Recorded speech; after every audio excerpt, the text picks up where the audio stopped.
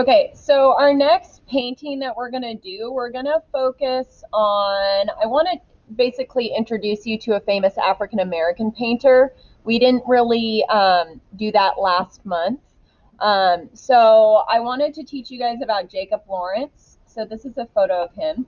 He was one of the most prominent and revered American artists of the 20th century. So his exhibition includes 17 panels from Lawrence's migration series, and then it basically portrays the flight of more than 6 million Africans Americans from the impoverished communities in the rural South. I'm going to show you a few of his paintings, and the reason I chose his work is because I am pretty confident that you guys can draw like him. His figures, when you look at them, they're not necessarily realistic, they're a little abstract, and he draws in shapes. So just look at them and maybe think about, what is he portraying here? He's portraying African Americans in their daily lives, basically. So what are some things about his style that's interesting? One, he uses really bright colors. He fills his space completely. So his composition means he uses the whole space. There's not really any blank areas. He puts pattern in there, bright colors. He always has a figure in there. It looks like these are students writing on a chalkboard, but notice the simplicity of the figures. So I can show you guys how to draw like that. Here's another one. Here's a picture of a worker or a miner, it looks like. So these are images of people in everyday life. Okay, so let's watch a little video on him. Let me mute myself.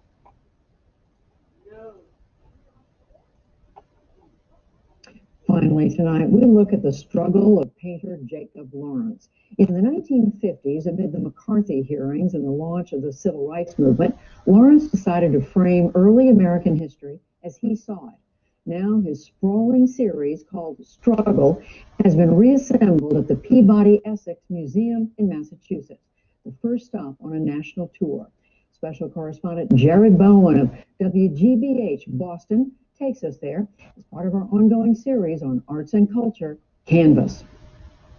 In 1954, the late painter Jacob Lawrence began a series he called Struggle, from the history of the American people.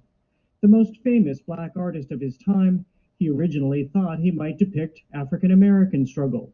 He soon reconsidered. When there's issues of unrest or struggle, it's a story that is an effect of a whole society, not a small group within the society. Over 2 years, Lawrence painted a series of 30 panels, from Patrick Henry's struggle to reconcile the coexistence of liberty and slavery to the harrowing push for westward expansion. Artist Derek Adams has been taking the panels in one at a time, including this depiction of a slave revolt in 1810. The way the body is kind of like stretched across the plane of the painting, when you look at the work, there's no space to not acknowledge the scene. Here at the Peabody Essex Museum, these panels are together for the first time in more than 60 years. We have assembled and tracked and researched and investigated. It's been a little bit like being a detective. Austin Barron Bailey is one of the show's curators. 6 years in the making, the exhibition features most of the original works. There are panels that remain completely unlocated, and those are either in private hands or lost. The whereabouts of 5 paintings is unknown, although the hunt is on. This one, panel 19, turned up at a New York auction as Bailey was working on the show. It must have been ridiculously exciting. It was incredibly exciting. These are the accidents of history that have informed this show, that even informed Lawrence's work. A darling of the modern art world, Lawrence was 37 when he began Struggle. Almost 15 years earlier, he created the Migration series, a critically acclaimed effort featuring the move of Black Americans from the rural South to the urban North. The artist Steve Locke, who contributed to our catalog, likes to describe the Migration series as kind of his greatest hit, but the struggle series is the better record. By the time he put paint to canvas, Lawrence had spent more than 5 years researching American history, combing through historical records and teasing out quotations that would serve as his prompt. He looked for the voices of founding fathers. He looked for these actions that people took in the struggle to build our democracy. And he offers it up as a way through these incredible paintings to draw you in. Lawrence's take on history is an intimate one. Where Paul Revere gave us the Boston Massacre in full-blown battle, Lawrence delivered us straight to its first victim. Where Emanuel Leutz gave us a valiant George Washington crossing the Delaware, Lawrence delivers despair. Cold, suffering, choppy weather, hints of blood, robed men trying to stay warm, hands, emphasizing these hands trying to row across silently, steadfastly. And there's no sense of who, if any of these people, would be George Washington. Well, it's struggle. It's not heroism as we might know it here. Exactly. And I think from Lawrence's perspective, the heroism is the collective endeavor. Each panel is relatively small, just 12 by 16 inches, and Lawrence routinely wrote notes about his process on the backs of the works, all as it related to struggle. I think about someone like Jacob at a time where artists like him had very little opportunity to experience themselves as an artist. A widely exhibited artist himself, Derek Adams says Lawrence, who died in 2000, has influenced his career more than any other painter. He points out the two bear a strikingly similar resemblance, and he even once escorted Lawrence around New York's Pratt Institute, where Adams was a student. I felt like he was a Jacob to me than a Mr. Lawrence. I don't know. It just seemed like he was very approachable and very modest in personality. I felt like we were more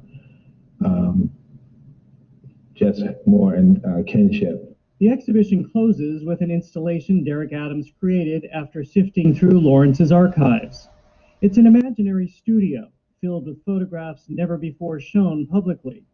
The chair is Lawrence's, oriented it seems for quiet contemplation, and facing a ladder, perhaps lifting Lawrence out of struggle. You know, the ladder I think has to do with just the idea of the plight, his career, the plight of humanity. Jacob, starting from this very familiar place of being seated and thinking, and then the part of kind of ascending. He's no longer with us. But there's things that kind of give us a bigger picture of who Jacob was. Which is of an artist defined in part by struggle. Okay.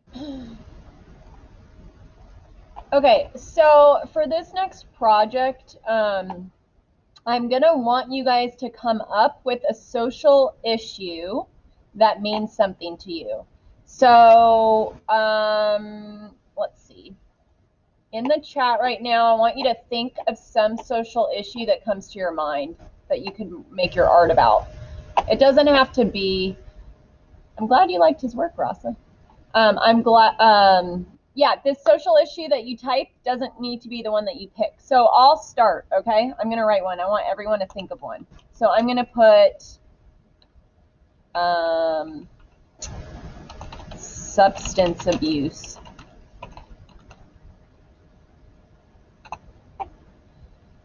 Okay. Okay, racism, Asian racism, depression, homelessness, climate change, good one. What else? There's so many of these. Eating disorders, sexism, mental health. Good. How about animal abuse?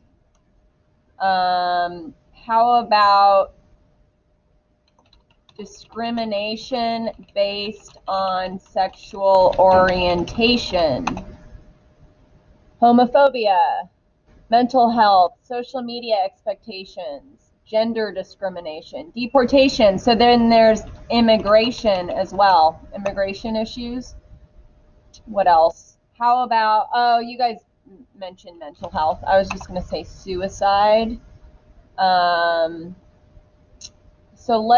those are some good ones. Any other ones that we missed? Okay, so let me pull this up. So basically what you're going to do is you're going to think of a social issue that means something to you, okay? So you want to feel strongly about it. So there's racism, poverty, discrimination, abuse, substance abuse, child abuse, animal abuse, bullying is a big one, eating disorders, smoking, environmental concerns, pollution, ethical eating, addiction, violence, women's rights. I didn't see the women's rights there. So what you're going to do for your first step is you're going to find some reference photos on the internet that kind of gives you some ideas. So these could be photographs. The idea is that you're not going to copy it. You're just using it for an idea for your sketch. Then you're going to watch this video on how Jacob Lawrence sketches. You can use oil pastels for this. There's a link in here if you'd rather use that. Other than that, you can use acrylics. Let me show you a few examples. So I did this in high school, actually, when I was a senior, I think. I did a painting on suicide. And then my drawing and design class did this. So they didn't paint it, they did colored pencils, but Vivian, she did, it looks like this is gender roles. Giselle did hers on freedom of speech. Claire did Black Lives Matter. Abby did global warming, environment. Irene did immigration. Jacob did war. So he said this was influenced or inspired by the Syrian bombing. I told him to color darker on this, by the way. Solana did eating disorders. Austin did social media takeover. Jerry did, I think his is on self-love, mental health. Caitlin did Black Lives Matter. Siobhan did taking care of the planet. Carla did women's rights. Catherine also did women's rights. So these are really great examples. So I hope you guys are painting this. So it looks like Catherine painted it, even though she's in my drawing class. But you can do this on a canvas if you want. I'm going to have you watch one other little video, and then I'll let you go. So if you're done with your landscape today, you're going to do some research and turn in your images you find online and what you want to do. The criteria, you need to fill your space with your drawings. I'm going to put and painting. You have to include figures. It must show a social issue. And you got to press hard. So you guys don't need to do this so much. Just use, because you're not colored pencils. So either use oil pastels or acrylic paint. No blank space on your paper. It must look like you spent 3 hours. I think you guys will probably spend a little more since you're painting on it. So before we go, I'm going to show you this. Oops.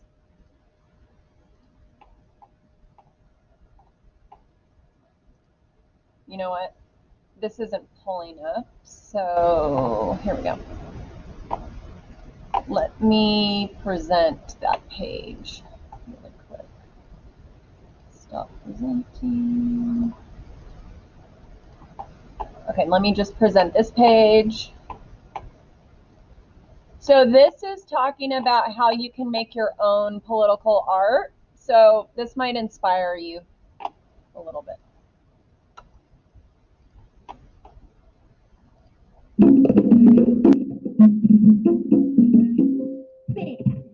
Bang! Making a difference. This could be your future. Just create some popular political art. Hey, it's not impossible. One look at the pros will show you just how it's done. Political art's power is multifaceted. It raises awareness, supports activists or candidates, criticizes bad deeds, or makes a call to action. Political art amplifies and often spreads a message through online media and materials that are easily duplicated, like posters, stickers, or stencils. Corita Kent, Banksy, Ai Weiwei, Emory Douglas, Barbara Kruger, and Shepard Fairey are well-known political artists. If you want to make your own earth-shaking, norm-breaking, point-making political art, take a cue from these artists and do the following. 1. Use iconic imagery. Political art often riffs on branding and visuals so common in society anyone would recognize them. Corita Kent repurposes popular logos to make statements on human nature. Banksy critiques cultural norms by appropriating pop culture iconography. Shepard Fairey tweaks historical propaganda to make statements about injustice.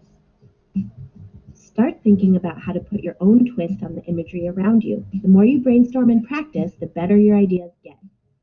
2. Develop a distinctive technique. Political art needs to be visually striking and easy to clone. Emory Douglas uses bold lines and powerful symbols to enlighten and inform people about issues of race and injustice. Barbara Kruger uses a winning combination of contrasting colors and big letters to start dialogues about inequality. These attention-grabbing styles communicate a big message quickly with simple designs that can be multiplied and shared everywhere, which is pretty key for getting noticed. 3. Tap into the topical. If you want people to notice your activist art, make it relevant. Emory Douglas's illustrations of civil rights issues from the 1960s still resonate today. Ai Weiwei's exhibition at Alcatraz raised questions about freedom of expression and political imprisonment. Address your era's most pressing issues, and soon you'll have folks nodding in agreement with your vividly portrayed viewpoints. 4. Make your art approachable. If you want people to pay attention to your art, be direct. Most political art doesn't require people to turn to a textbook or channel their inner Socrates, and yours shouldn't either. Make your message easy to understand or risk being missed. 5. Get your art out there. To get your work noticed, you have to put it out in public. Political artists have a long history of making posters for important causes, organizing art shows, and sharing their art with everyone and anyone. So there you have it, the master's tricks for making successful political art. Simple, right? Or is it? Do all artists follow this blueprint? What about you? You have something to say. What would your formula be? What issues would you tackle?